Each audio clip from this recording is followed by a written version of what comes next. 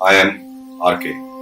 Ramakrishna, and I am a spectacular failure. Yes, that's true. I'm a spectacular failure. I'm here to talk about my story.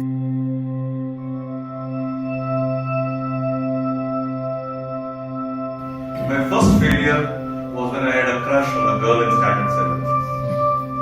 I had a huge crush for 2 years.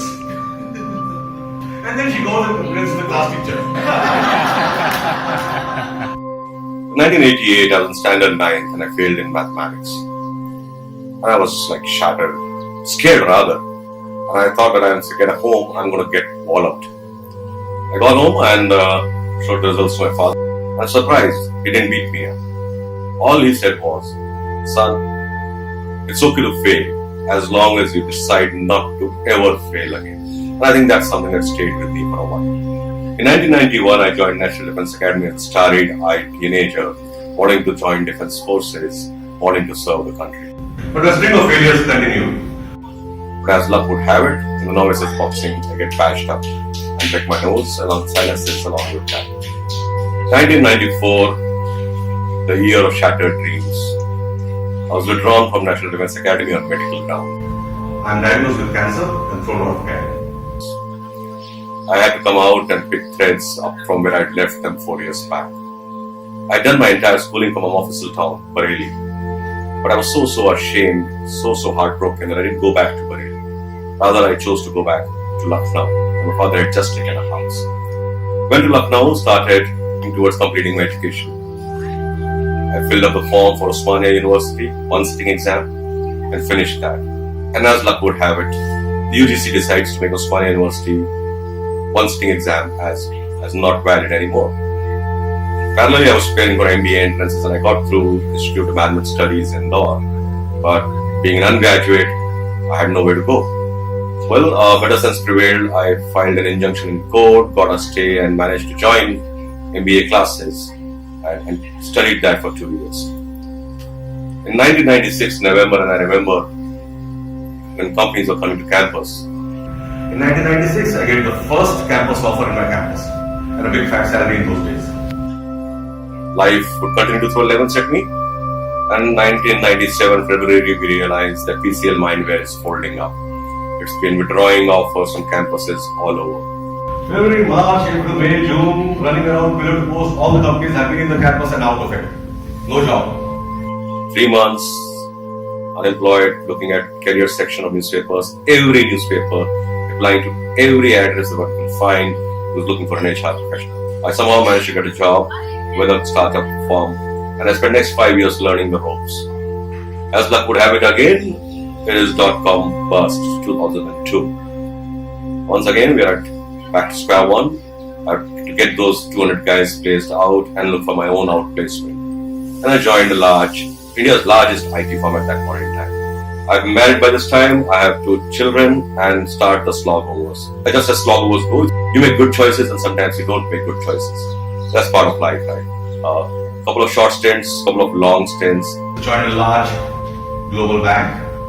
In a year and a half, the realignment happens, the job is shrunk. Move on, join the country's largest airline, start their leadership development center.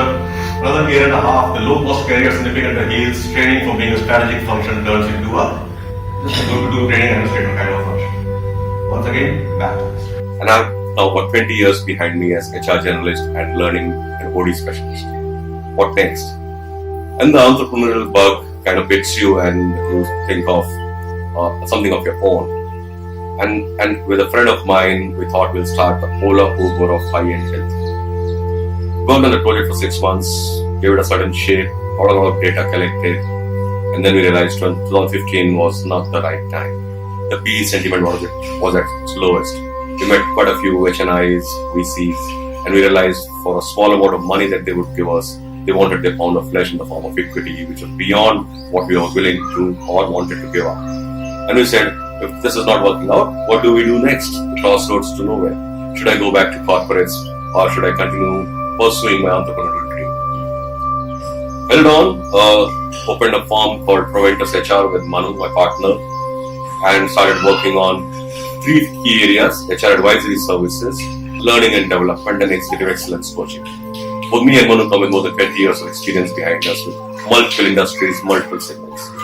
And we thought that we will be a natural choice for organizations who are looking for people who work in the niche segments, who work in partnerships and operations. 6 months, you look into the mirror and realize the reality hits you. Zero billings, your friends stop taking calls, and you realize it's better to maintain those friendships rather than expect business from them and give them calls for business. We stuck on. We had a lot of existentialist questions. Should we dilute the kind of work that we want to do? Should we take on anything that is available? And of course, there was work available at plenty with much lower ticket size and much lower involvement requirement from our side. We said no, we'll hang on and we will do something that our hearts are after. But while we were discussing this and thinking through this, and while we were finalizing our product portfolios, our savings were down to zero. And just when there was only 1 month of survival money available with us, we got a first break. First break happened in September, and fits and starts. The second work assignment happened in November. The year turns over. The third assignment happens early February, and from there on, it has been mostly upside, doing good work. Here I am, here we are. We look at our client list. We work with top 50 blue chip companies in the country. We have 81% repeat business. Most of our work last year has come from reference business. I failed, I've lived through strings of failures, I've been beaten, I've been badgered. I am a spectacular failure because I am changed.